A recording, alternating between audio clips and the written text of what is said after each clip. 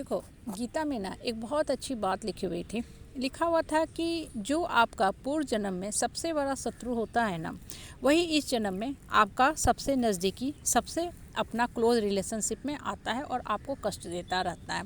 अब देखो, ये बातें जो हैं कहने में सुनने में तो बड़ा अच्छी लगती है, बहुत छोटी बात लगती है, लेकिन जब गूढ़ में देखोगे ना तब आपको पता चलेगा कि इस बात में कितना गहराई छुपी हुई है। मैंने अपने एक परिवार में एक बहुत सीधी सादी भोली भाली लड़की है, उसके बारे में पहले भी वीडियो में बताई थी। आज फिर उसी लड़की के बारे में बताना जा रही हूँ, क्योंकि कभी कभी जब आप अकेले बैठोगे, शांत में बैठोगे ना, तब आपको गीता में कही हुई बातों का सच्चाई पता चलेगा। वो जो लड़की है, उसको सबसे ज़्यादा अगर किसी ने तंग किया तो उसकी अपनी माँ ने तंग किया। ठीक है, सबसे ज़्यादा रुलाया, हाँ घुटाया, उसको खाना पानी नहीं दिया, उसकी अपनी माँ ने नहीं दिया। अब देखो, अगर ये सौतेली माँ होती तब संसार का देता, अरे इसकी माँ कोई अपनी थोड़ी है, सौतेली है, इसके कर्म का दोष है, इसलिए इसकी सौतेली माँ इसको तंग की। जैसे कैकेयी जो थी पूरे जग में फेमस हो गई, क्योंकि कैकेयी ने श्री राम को वन में भिजवा दिया। चलो, कैकेयी तो फिर भी सौतेली माँ थी, लेकिन आप देखो जिस समाज परिवार परिवेश में रहते हो ना, कभी कभी आपका मन, आपका आत्मा रो रो के छलनी हो जाए कि ऐसा भी होता है कि अपनी माँ अपनी सगी बेटी के साथ ऐसा सलूक करती है। हमारे जिस रिश्तेदार के बारे में मैं हमेशा चर्चा करती हूँ, बताती हूँ, उनको देख के तो पूरा परिवार सकते में है कि ऐसी माँ होती है कि अपनी बेटी को खाना पीना नहीं देती थी, पढ़ना की इतनी उसकी तीव्र इच्छा थी, पढ़ाई के लिए पैसे नहीं देती थी, उसको कॉलेज जाने के लिए भाड़ा नहीं देती थी। लड़की बेचारी तपती धूप में आती थी, लड़की संघर्ष करते रही। आज लड़की देखो वो बहुत अच्छे मुकाम पे आ गई है। अब वो लड़की बोलती है तो उसका प्रभाव दूसरे के ऊपर पड़ता है, मतलब वो लड़की की आत्मा में इतनी शक्ति आ गई। इसलिए देखो, आप भी अगर कभी दुख मुसीबत कष्ट झेल रहे हो कहीं भी ना, तो बस रोलिए, ठीक है, एक समय के बाद जब सारे आंसू बह जाएं, अपने आंसू को पोंछो और अब अपनी आत्मा की आवाज़ को सुनना शुरू करो कि आत्मा हमको क्या कह रहा है।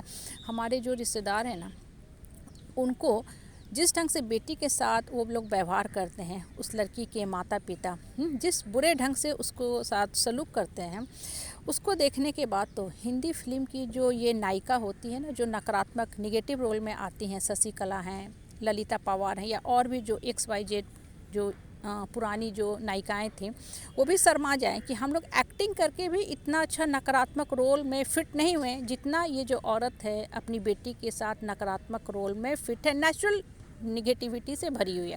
कहने का तात्पर्य क्या होता है ना, कि जब आप समाज परिवार में रहते हो ना, आपको भी ऐसे ही रिश्तेदार मिलते हैं, तो कभी भी रो मत, घबराओ मत, ये मान के चलो कि आपको किसी नेक काम के लिए धरती पे भगवान ने चुना है। अब आप अपने लाइफ को मीनिंगफुल बनाना आपका काम है, अपने लाइफ का डेस्टिनी डिसाइड करना आपका काम है कि आप कैसे जियोगे। आप क्या खा के पी के सो के लटक के जीवन लीला ख़त्म करोगे और फिर से डेस्टिनी ऑफ पेन अपने लिए को इनवाइट करोगे, डेस्टिनी ऑफ पेन का दरवाज़ा खोलोगे, या अपने लिए डेस्टिनी ऑफ हैप्पीनेस लिखोगे। और जब इंसान दुख झेलता है, अपना ही सबसे ज़्यादा दुख देता है ना, तब आपको एहसास होता है कि हम कितने अपने आप में संपूर्ण हैं, पुण्य हैं, हाँ, कितनी मेरे अंदर शक्ति भरी हुई है। नहीं तो एक ऑर्डिनरी मंडेन लाइफ जब इंसान जीता रहता है ना, तो हमेशा उसको शून्यता का एहसास होता है। क्यों? क्योंकि वो चापलूस रिश्तेदारों से घिरा रहता है, सिर्फ पावर पोजीशन इंजॉय करता है, कभी अपनी शक्ति को नहीं वो पहचान पाता।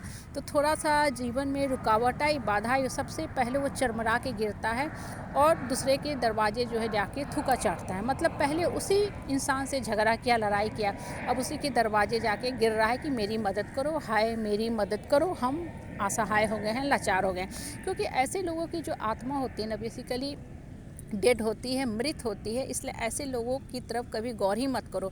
अपने लाइफ का डेस्टिनी आपको खुद लिखना है। अपने अंदर की आवाज़ सुनो, मन और आत्मा की आवाज़ सुनो। आपके मन में अदम्य साहस और शक्ति भरी हुई है। इसलिए जब भी जिसको दुख मिलता है ना, ये मत सोचो कि भगवान हमको दुख दे रहा है। नहीं, भगवान आपको दुख नहीं दे रहा है, आपको वो दुख पुरस्कार के रूप में भगवान ने दिया है। अब इस पुरस्कार को आप कैसे इस्तेमाल करते हो, ये आपके ऊपर डिपेंड करता है।